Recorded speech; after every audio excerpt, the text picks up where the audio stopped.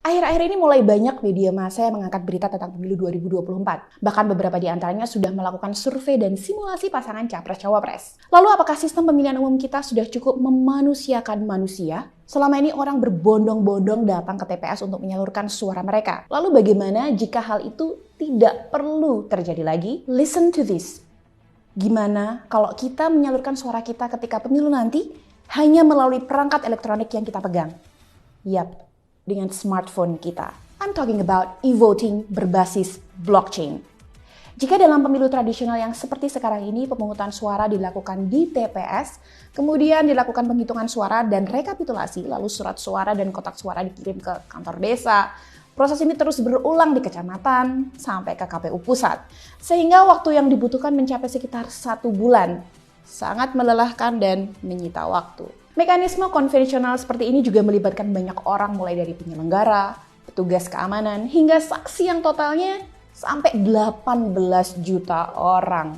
Selain itu juga membutuhkan banyak sekali material seperti kotak suara, surat suara, keping segel, tinta, dan lain sebagainya yang akhirnya hanya jadi menambah limbah sampah lingkungan kita.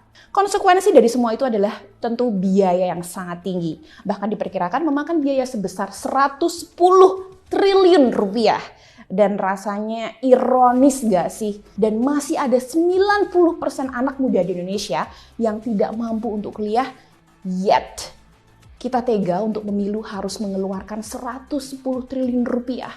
Rasanya kok nggak adil banget ya untuk bangsa Indonesia secara keseluruhan. Nah, dengan adanya e-voting berbasis blockchain ini, pemungutan suara dilakukan secara digital sehingga pemilih hanya cukup menggunakan telepon genggam, sekali lagi, dari tempat masing-masing.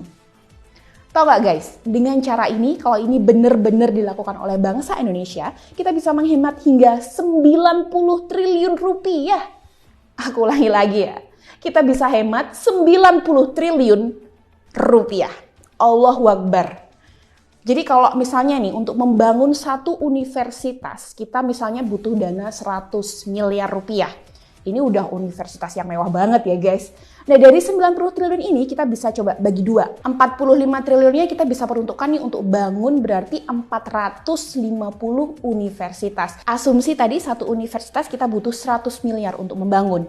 Dan sisanya, jika asumsi satu anak muda di Indonesia butuh 100 juta rupiah untuk sekolah sampai lulus S1, maka kita bisa menyekolahkan 450 ribu anak muda di Indonesia.